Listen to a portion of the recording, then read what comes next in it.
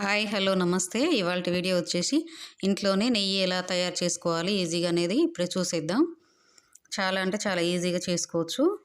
నేనైతే 1 వీక్ నుంచి పాల మీగడ తీసి ఇక ఫ్రిడ్జ్లో అయితే స్టోర్ చేసుకున్నా. ఇంకా అవి స్టోర్ చేసుకున్న మీగడ మొత్తం ఇలా మిక్సీ పట్టుకోవాలి. కొద్దిగా వాటర్ వేసి మిక్సీ పట్టుకుంటే ఇలా మనకు వెన్న అనేది వచ్చేస్తుంది. ఇప్పుడు దీంట్లో అయితే వాటర్ పోసుకోవాలి. మనం ఈ వెన్నలో మొత్తం వాటర్ పోసుకొని బాగా కలపాలి. కలిపితే ఆ వెన్న మొత్తం పూర్తిగా పైకి వచ్చేస్తుంది. చూడండి, మొత్తం వాటర్ వేసిన తర్వాత మొత్తం పైకి వచ్చేసింది వెన్న. ఇంక ఇప్పుడైతే మనం ఒక గరిటెతో చేయి పెట్టాల్సిన అవసరం లేకుండా ఈజీగా గరిటెతో తీసుకోవచ్చు. ఇంకా ఇదంతా బాగా కలుపుతుండాలి. కలుపుతుంటే ఇంకా అడుగున ఏమైనా వెన్న ఉన్నా కూడా మనకు పూర్తిగా పైకి వస్తుంది. చాలా అంటే చాలా ఈజీగా చేసుకోవచ్చు. ఇంకా ఈజీ మెథడ్ కూడా ఉంటుంది, అది నెక్స్ట్ వీడియోలో పెడతా. చూడండి, ఇలా కలుపుతుంటే చాలా ఈజీగా వచ్చింది కదా మొత్తం గడ్డలాగా. ఇదంతా వేరే బౌల్లో కానీ లేదంటే ఇంకో వేరే గిన్నెలో కానీ వేసుకోవాలి.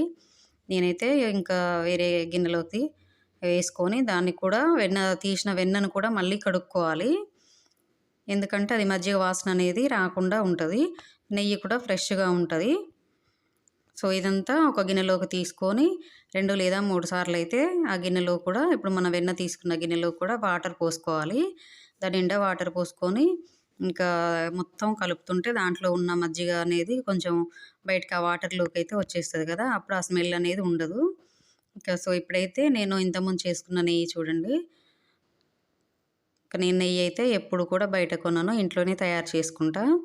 స్వచ్ఛమైన నెయ్యి అయితే మనకు ఆరోగ్యానికి మంచిది కదా, అందుకోసమని ఇంకా నేను బయట అయితే ఎప్పుడు తీసుకోను, ఇంట్లోనే ప్రిపేర్ చేసుకుంటా. సో మీరు కూడా ఇలాగే ట్రై చేయండి, చాలా ఈజీగా చేసుకోవచ్చు. ఎందుకంటే ఎలాగో పాలు తీసుకుంటాం కదా, ఆ మీగడ సపరేట్ చేసి ఇలా చేసుకోవచ్చు. సో ఇప్పుడైతే ఈ మనం తీసుకున్న వెన్నని ఇలా వాటర్ వేసి గరిటెతో తిప్పుతుంటే దాంట్లో ఉన్న వైట్ అంతా మజ్జిగ స్మెల్ అది మొత్తం బయటకు వచ్చేస్తుంది. ఫ్రెష్గా ఉంటాయి, ఎన్ని రోజులైనా ఖరాబ్ అవ్వకుండా ఫ్రెష్గా ఉంటుంది నెయ్యి. చూడండి, మీగడ మొత్తం నేను సపరేట్ చేసుకున్నా కదా. ఇంక ఇప్పుడైతే దీన్ని వేడి చేసుకుందాం.